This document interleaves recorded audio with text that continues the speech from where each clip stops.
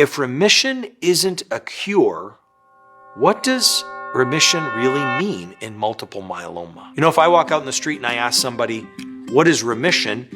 They tend to think about cure.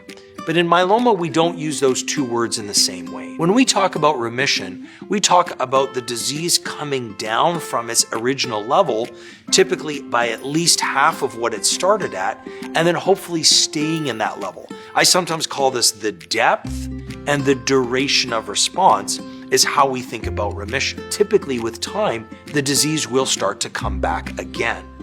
So when we think of cure, on the other hand, if I asked you what people think of cure, they'll say, well, I guess I get treatment for something and I never have to think about it again. And that's why we don't really talk about cure that frequently in myeloma, although there has always been a small percentage of patients with limited amounts of therapy in myeloma that actually stay in remission for a very long time that we essentially think of as cured. And thankfully, that fraction of patients that maybe 15, 20 years ago was only 4 or 5% of patients now is climbing to 10, 15, 20, and maybe even as high now as 30% of patients who will go into long-term remission. Another reminder of the importance of the research we're doing in multiple myeloma so that fraction of cure can grow higher and higher and higher.